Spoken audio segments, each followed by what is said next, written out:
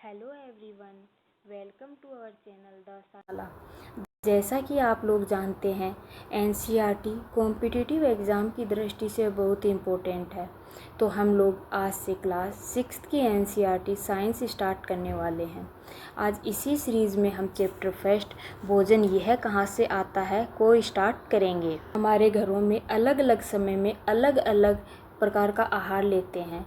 तो जैसा कि हम लोग जानते हैं, सभी जीवित प्राणियों में जीवित रहने के लिए और अपनी ऊर्जा की आवश्यकता की पूर्ति करने के लिए भोजन आवश्यक होता है। तो आज के चैप्टर में हम यही जानेंगे कि भोजन हमें कहाँ से प्राप्त होता है। विभिन्न खाद्य पदार्थ, इसमें हम क्रियाकलाप फर्स्ट में देखते हैं कि हम क्या करेंगे। हमारे विद्यालय में अपने दोस्तों से उनके खाद्य पदार्थों की जानकारी प्राप्त करेंगे कि वे पूरे दिन में क्या खाते हैं, और अगर अलग अलग राज्यों के रहने वाले हैं तो उनसे भी जानकारी प्राप्त करेंगे और उसे सारणी 1.1 में सूचीबद्ध करेंगे। खाने की ये चीज़ें किससे बनी हैं, तो इसका एग्जाम्पल लेते हैं हम पक्के चावल।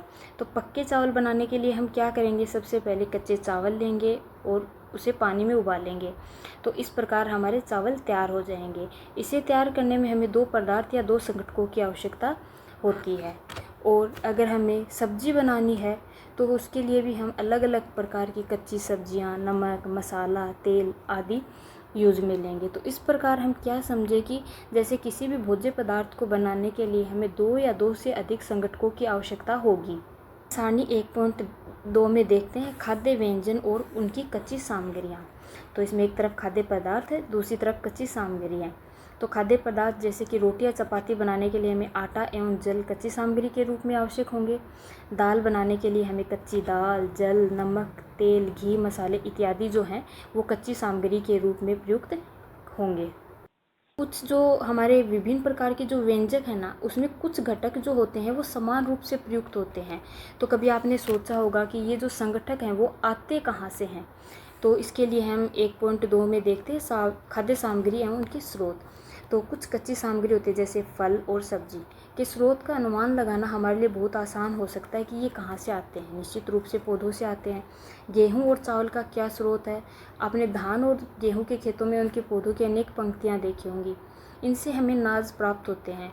कुछ अन्य खाद्य पदार्थ जैसे दूध, अंडा, मुर्गा, मछली, झींगा, मांस इत्यादि हमें जंतुओं से प्राप्त होते हैं। तो हमने पढ़ा कि कुछ खाद्य पदार्थ तो हमें पौधों से प्राप्त होते हैं और कुछ हैं वो जंतुओं से प्राप्त होते हैं। सारणी 1.3 को देखेंगे तो इसमें है खाद्य व्यंजन संगठक जिससे वे बने होते हैं तथा उनके स्रोत क्या क्या हैं। तो सबसे पहले हम देखते हैं इडली। तो इडली के लिए हमें कच्ची सामग्री है चावल और उसका स्रोत क्या है, पादप। उड़द की दाल के लिए चाहिए कि हमें, तो उसका स्रोत क्या है, पादप और नमक एवं जल। फिर हमें जैसे चिकन करी बनानी है तो उसके लिए कच्ची सामग्री के रूप में हमें चिकन चाहिएगा जिसका स्रोत है जंतु, मसाला जिसका स्रोत है पादप, तेल या घी तो जिसका स्रोत है पौधे एवं जंतु, और जल। खीर बनाने के लिए हमें दूध और की आवश्यकता होगी, तो दूध हमें जंतु से प्राप्त होगा। चावल की आवश्यकता होगी तो जो हमें पौधे से प्राप्त होगी। चीनी हमें गन्ने के पौधे से प्राप्त होगी। दूध एवं विभिन्न दुग्ध उत्पाद जैसे कि मक्खन, क्रीम, घी, पनीर और दूध का उपयोग संसार के प्रत्येक क्षेत्र में किया जाता है।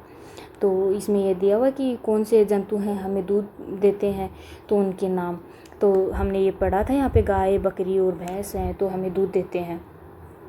फिर हम भोजन के रूप में पौधे के भाग और जंतु उत्पाद को पढ़ेंगे। तो जैसा आपको पता है पौधे हमारे भोजन का मुख्य स्रोत हैं। हम पौधे के कौन से भाग का उपयोग खाद्य पदार्थ के रूप में करते हैं, तो लगभग हम पौधे के हर एक भाग को खाद्य पदार्थ के रूप में उपयोग में लेते हैं। हम पत्तियों वाली अनेक सब्जियां खाते हैं। कुछ पौधे के फलों को भोजन के रूप में खाते हैं।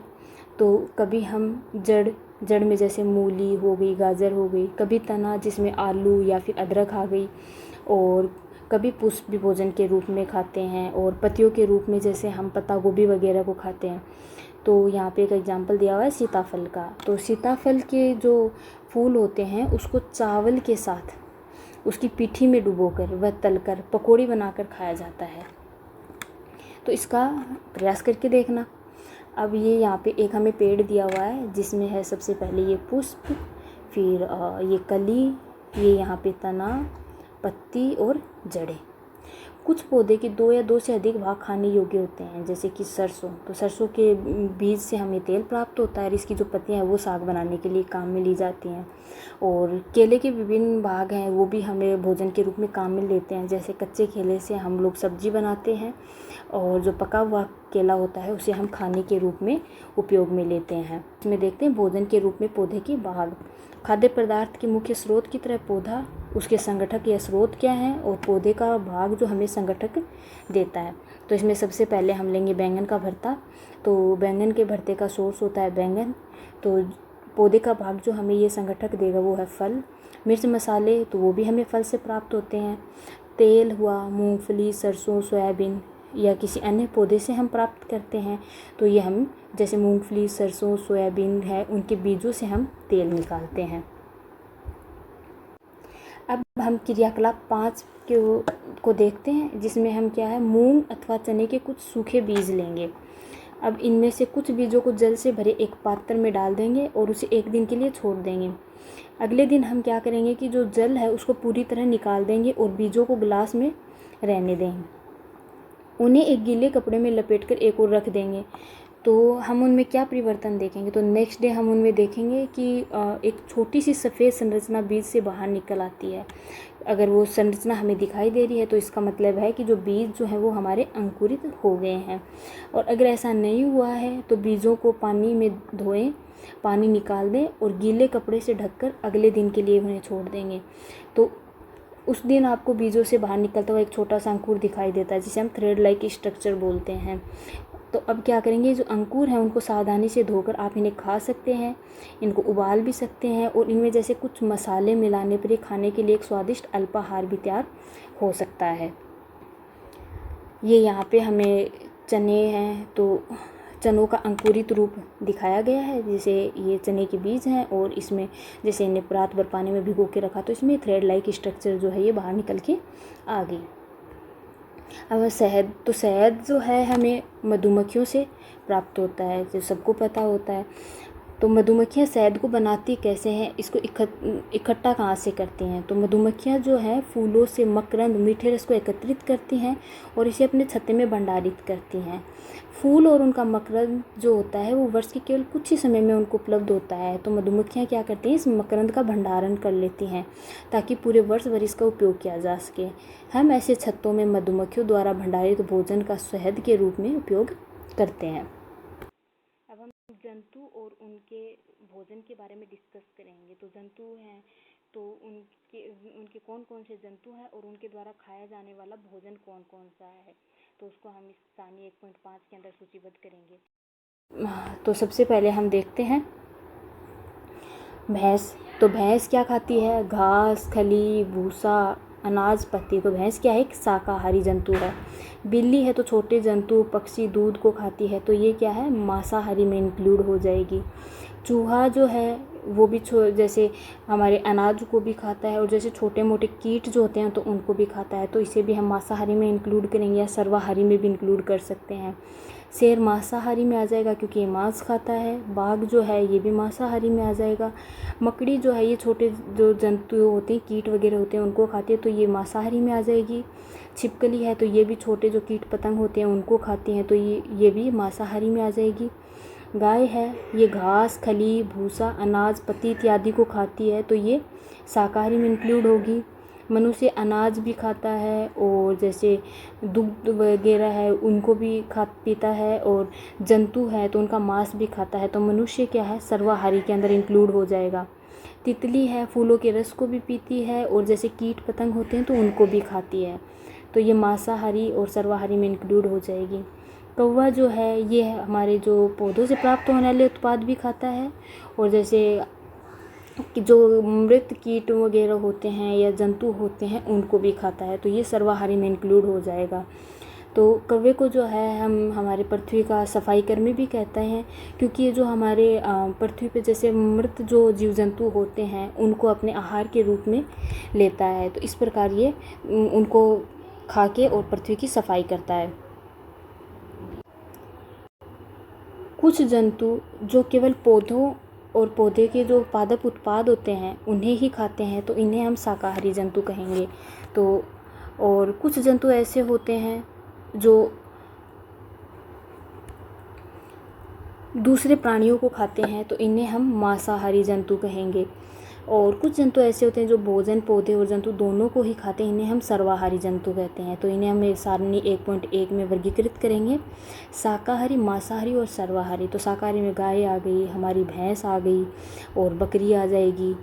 और मांसाहारी में जैसे शेर है, बाघ हो गया, चीता हो गया। सर्वाहारी में कौवा हो गया, मनुष्य हो गया, जैसे बाज और चील वगैरह हैं, उनको इंक्लूड कर लेंगे। तो प्रमुख शब्द में है सबसे पहले संगठक। संगठक तो हमने पढ़ा था कि किसी भोज्य पदार्थ को बनाने के लिए हमें दो या दो से अधिक पदार्थों की आवश्यकता होती है, तो उनको हम संगठक बोलेंगे। खाद्य, जो हमारे खाने योग्य जो भोज्य पदार्थ होते हैं उनको हम खाद्य बोलते हैं। मकरंद जो होती है, मधुमक्खी और तितली जो है फूलों के जो रस को इकट्ठा करते हैं उसको हम मकरंद बोलते हैं। अंकुरित बीज हमने पढ़े थे, जैसे कि पानी में भिगो के मूंग और चने को रखा तो उनमें से जो थ्रेड लाइक स्ट्रक्चर निकली थी उसको हम अंकुरित बीज बोलेंगे। शाकाहारी जो केवल पादप को खाते हैं, मांसाहारी जो जंतुओं को खाते हैं, सर्वाहारी जो पादप प्लस जंतु दोनों को खाते हैं, तो उनको हम सर्वाहारी जंतु बोलेंगे। अब सारांश में हम पढ़ते हैं कि भारत के विभिन्न प्रदेशों में खाए जाने वाले भोजन में बहुत अधिक विविधता पाई जाती है। भोजन के मुख्य स्रोत पौधे तथा जंतु हैं। जो जंतु केवल पादप खाते हैं उन्हें शाकाहारी कहेंगे, जो केवल जंतुओं को खाते हैं उन्हें मांसाहारी कहेंगे। जो जंतु पादप तथा दूसरे प्राणी दोनों को ही खाते हैं उनको हम सर्वाहारी जंतु बोलेंगे। अब अभ्यास करते हैं। तो अभ्यास के अंदर सबसे पहले हम ये अभ्यास क्वेश्चन जो है हमारा 3 उसको सोल्व करेंगे, कॉलम फर्स्ट कॉलम सेकंड। तो इसमें है दूध, दही, पनीर, घी जो है ये सब क्या है, सभी जंतु उत्पाद हैं। पालक, फूलगोभी, गाजर जो हैं वो सब्जियां हैं। शेर एवं बाघ जो होते हैं वो दूसरे जंतुओं को खाते हैं। और शाकाहारी हैं वो पादप एवं पादप उत्पाद को खाते हैं। बाघ एक मांसाहारी है क्योंकि यह केवल मांस खाता है। हिरण केवल पादप उत्पाद खाता है, इसीलिए इसे शाकाहारी कहते हैं। तोता केवल पादप उत्पाद खाता है। जो दूध हम पीते हैं वह प्राय गाय, भैंस या बकरी से प्राप्त होता है, इसीलिए यह जंतु उत्पाद है। हमें चीनी गन्ने से प्राप्त होती है। तो इस प्रकार हमारा क्लास 6 का चैप्टर फर्स्ट कंप्लीट हो गया। आई होप कि आपको ये बहुत अच्छे से समझ में आया होगा और इसको लाइन टू लाइन बार बार रिवाइज करते रहना, क्योंकि एग्ज़ाम्स में कई बार एनसीईआरटी से सेम टू सेम जो लाइन है यूँ की यूँ उठा के दे दी जाती है। तो thanks for watching. Please like, share and subscribe my channel. All the best.